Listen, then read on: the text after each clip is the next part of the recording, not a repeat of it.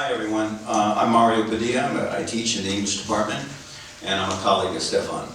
I first met Stefan, I think in the hallway of Santa Monica, up in our offices, and the first thing I thought was, you know, he's too tall to be an English instructor. He should be playing basketball somewhere, or, you know, shooting hoops or something. So I got to talking with him, and I found out that one of his first works, his first novel, was about a basketball player, and he was a basketball player, and I was an avid basketball player, so we started talking about it, got along famously, and he even spent some time on my floor in my studio when he needed a place for 2 or 3 weeks, and we got to talk a little bit more, and I discovered that the thing about Stefan is he is absolutely genuine and humble. I mean, in this literary world of egos and self-centered people and empowered people who can make it so difficult to want to be in the game because you have to deal with their crap. You know, sometimes when you meet someone like Stefan, you realize that there are genuinely cool, nice people in this literary world. It makes you want to stay in it, and it makes you want to keep working at it, because it is difficult. We were talking earlier about rejection. If you can't handle rejection, then you should get out of the literary game, that's for sure. But there's always ways to be rejected, right? Nicer ways, calmer ways.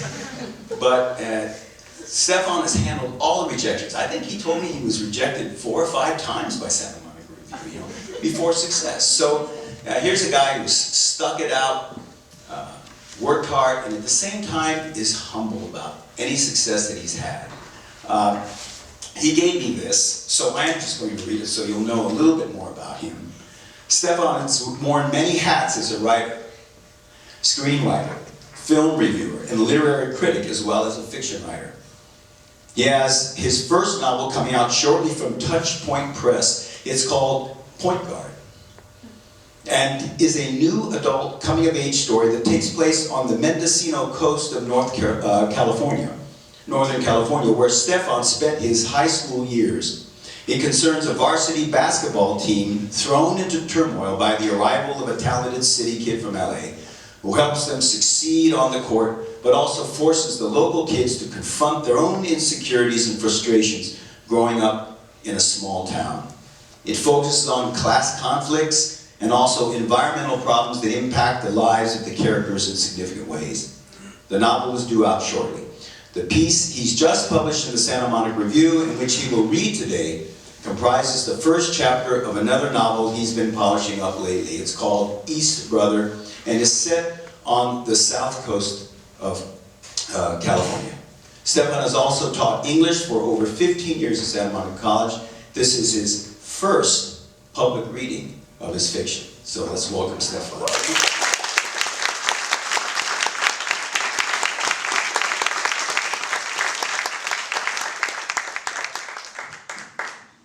hope this will work. See, I'm very tall. Thanks, Mario. I really appreciate that. And thanks Andrew for organizing this. I'm really honored to be here. So what I'm reading is called On Liberty, and as Mario said, it's the first chapter of a novel that I think holds together 5,000. On Liberty.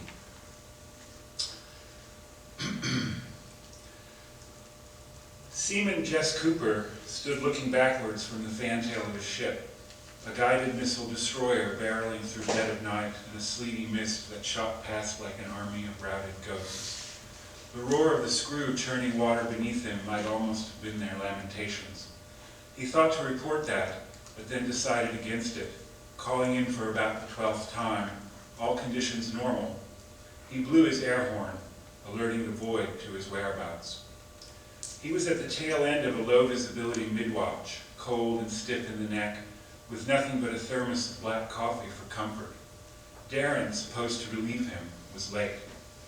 It had been a long day, or a long 10 days underway off the California coast, going through various simulations, replenishments at sea, shore bombardments, walk-downs. The ordeal promised to end in the morning when they pulled into port at North Island. He heard Darren across the flight deck behind him. When the ship pitched too sharply, he stumbled to the tarmac. Fuck. Jess went to meet him. Darren started on hearing the scuff of his shoes. He blurted out, "Who's there?" Jess rolled his eyes. "I'm the one supposed to be asking that, Darren." "Right," he said, rubbing the elbow he landed on. "Sorry. Did you check in?" "Yeah, go on. Get out of here." He went to his quarters and climbed into his rack, the top one. Bone tired, he'd only just conked out when a bell rang and someone yelled, "Fire! Class Charlie fire in the main machinery room." He groaned with his 7 bunkmates. Another drill. He peeled himself from the overhead and made for the door in total darkness, everybody jostling everybody else. It was like that all through the passageway and up the ladder well.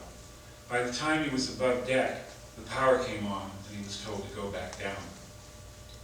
The ship had reached San Diego Bay in the meantime, and by reveille it was pierside. His final duty, after an hour spent chipping perfectly good paint from steel with a needle gun, consisted of passing knuckle boxes in a line above deck to be offloaded. That done, he was on liberty till morning. He'd arranged to hang out with his friend Chris, then stationed on a berthing barge till his ship got out of dry dock. They met in their civvies at the Del Taco in Coronado. Chris took Jess straight off to see this guy he knew in San Diego, a Rastafarian living out of his van, who sold them 2 hits of acid. Neither seaman knew what they were in for as they dissolved the tabs on their tongues, but they were intent on getting away from the Navy for a while. The farther the better. They wandered around the downtown, the waterfront, and this big hotel going up and down the escalators, and for a while everything seemed under control. They spent what felt like hours on a broad concrete plaza set high above the bay, raptly absorbed in the spectacle of arriving container ships, commercial jets flying low over the city, ribbons of cars on freeways and bridges. San Diego looked immense and miniature at the same time, its intricately moving parts synchronized with all the pleasing precision of a complicated watch. But after a while, that indivisible quality in the scene turned static, intensifying into toy-like irrelevance, and it became the uneasy emblem of a more enigmatic isolation, a huge fragment, as disconnected from anything real as a city built on a ferry's wing. They managed to get on a bus headed to the beach, and then the drug shifted into its ultra-paradoxical phase. They didn't know where they were going or why. They didn't know which way was up or down, backwards or forwards, near or far away. To Jess, walking on the shoreline, it seemed as if someone had taken his thumb and smudged out the horizon. The setting sun was unchained from the earth and from Venus when it squeezed into the sky at dusk. The torn solar system drifted apart in his mind. Was he hurtling downwards or spinning out in a wide centrifugal arc? He felt himself moving through stray currents, through magnetic fields of celestial origin as they swept across the surface of the earth. His body shimmered, lost in its own contours, a fluid without dimension, flowing as the universe always flowed, he supposed, only it wasn't a unity, but a dispersion, acosmic and disintegrating, like a vast prismatic fractal. All night long they went from one bar to another. People were filming images in a bubble that kept floating away. Jess couldn't take them seriously. Even good-looking girls couldn't make him desire them. It was hard to talk because he had no grip on the person talking, his motivations, his voice, the airy sentience of his breath. He'd entered this no-man's land of himself where nothing willful made any sense. He had to grab Chris by the shoulder every now and then just to prove that he was really there. How he returned to base on time, he would never be able to reconstruct. He was plagued by a feeling of déjà vu. It wouldn't go away no matter what effort of concentration he made. This left him so distracted that he showed up for quarters in his dress blues. His commanding officer said, "Seaman, it's May, and 300,000 men and women are wearing their whites." "Yes, sir," stuttered out Jess. "Why aren't you?" "I forgot, sir." The commanding officer didn't like the tone of his voice.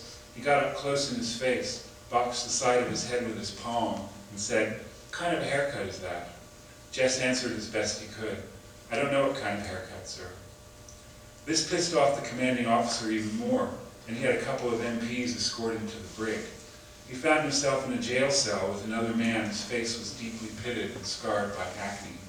He was a real Popeye, with eyes set wide apart like a fish, no chin, and a huge round nose.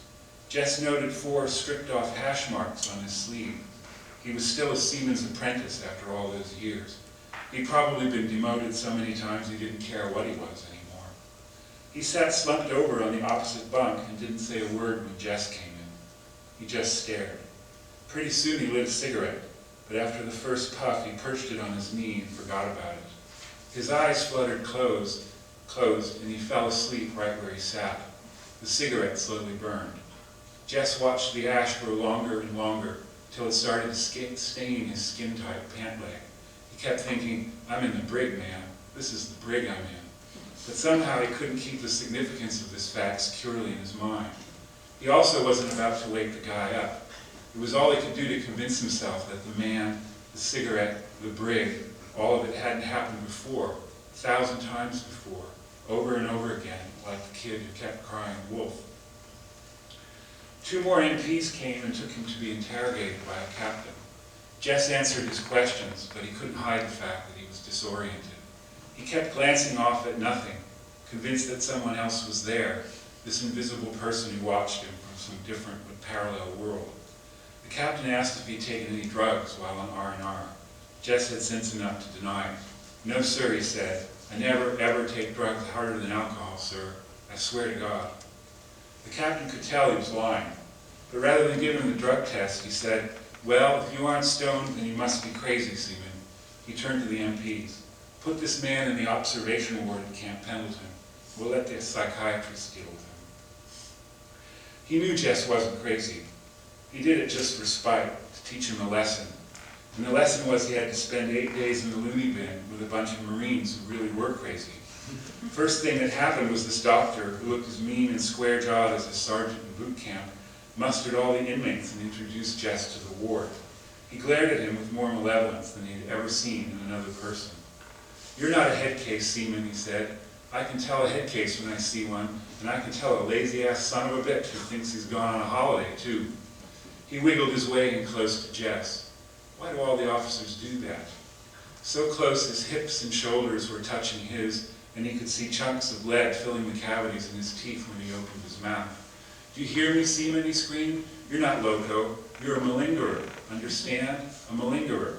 He shuffled back an inch or so, just enough to get this beak-like pointed finger in Jess's face so he could jab it at him on the second syllable of that last word. A malingerer.